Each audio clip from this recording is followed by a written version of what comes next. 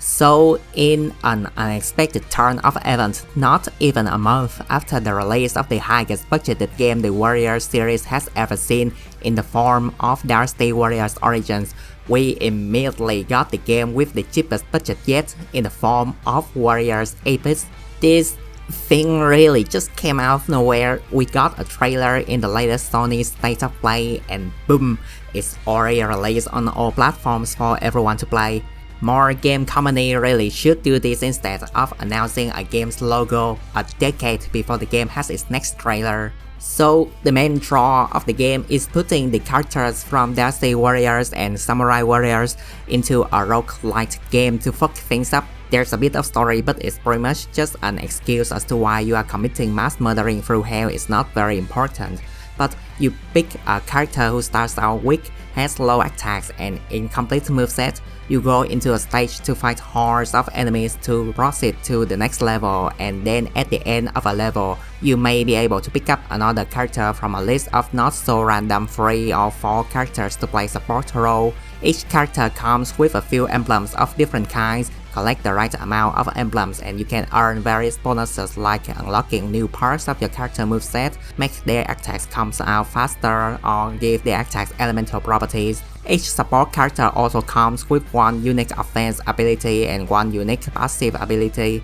The offense ability can be triggered by assigning the character to one of the 6 slots down here, then finishing certain attacks like the second heavy attack for the character in the first slot, third heavy attack for the second slot, and so on.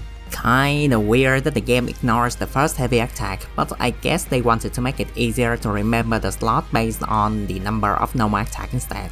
Anyway, these support attacks have cooldown to them, so there's a bit of strategy involving when and which attacks to use to make the best out of them, instead of just you spamming the strongest attacks over and over in the usual Musou games. That said though, because of these tweaks to the combat, I feel like it gives a slight advantage to the Samurai Warriors characters over the Dynasty Warriors ones, because their 4th to 6th normal attacks comes out very rapidly. They don't have a 6th heavy attack and their hyper attack strength just straight up offer both fast attacks as well as mobility. But the character core moveset are only half as important as support characters. As said earlier, each character comes with a few different emblems, and if you manage to assemble enough emblems or have the right combination of characters, you can unlock their passive ability or even power up their offensive ones. These power-ups are just as important, if not more, than a character's core moveset, especially so in later stages where the enemy density becomes almost impossible to see what the hell you are doing. The trailer boasts that it can offer up to 16 billion battle styles, but that is probably true if you count a change in one single emblem as a battle style variant or something, but I don't know, man.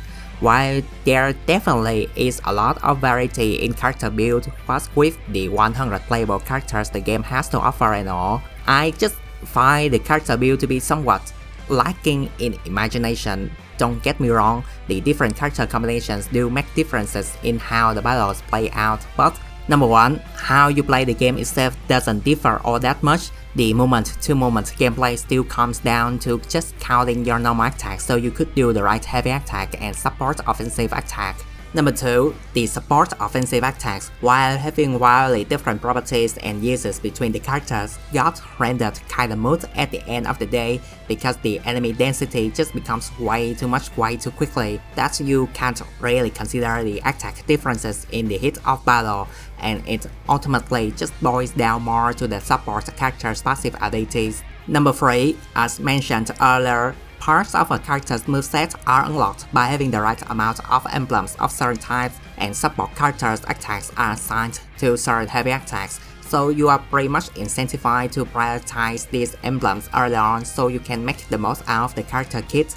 Number 4, ranking up character abilities comes down to having the right characters that have relationships with each other, and these relationships are just historical ones. So after you have unlocked more of the playable roster, it is best to aim for a complete set of a faction to get the most out of their bonuses. And honestly, I find this to not just limit the viable builds but also boring. You have some of the greatest characters in the Three Kingdoms and Sengoku period together, and also at least 4 crossover games worth of made up relationships. Why not go crazy with it? Speaking of the characters, the game oddly has some missing faces.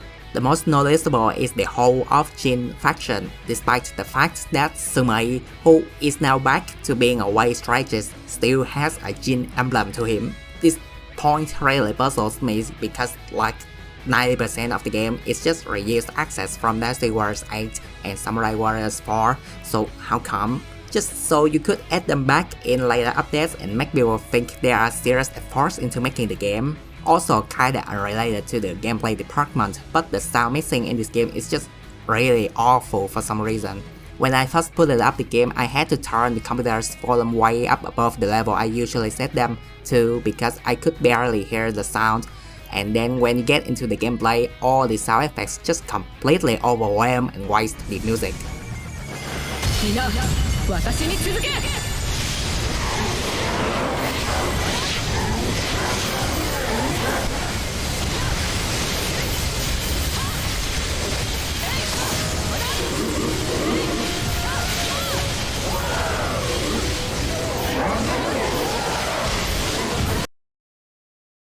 Am I too harsh on the game with these points? Perhaps.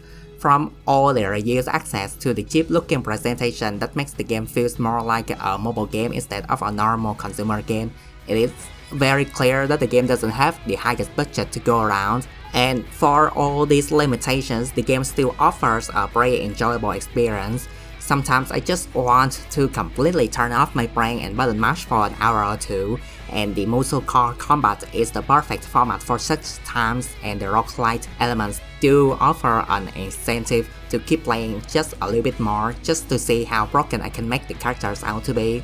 But is it $25 worth of enjoyment?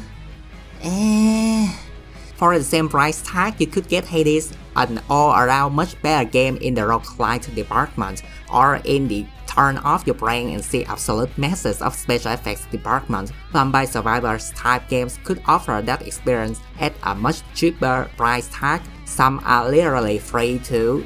I don't know, Warriors games with roguelite elements could be something bigger that offers a much more rewarding and addicting experience if given proper care and budget.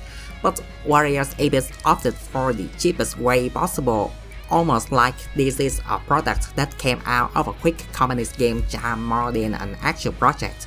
Well, at least the devs promised future updates, and maybe the game will go on steep sale in future sales or something. Speaking of sale, why the hell are they selling 10 years old custom as DLCs in a game where you can barely see your characters at all? What the fuck, Koei?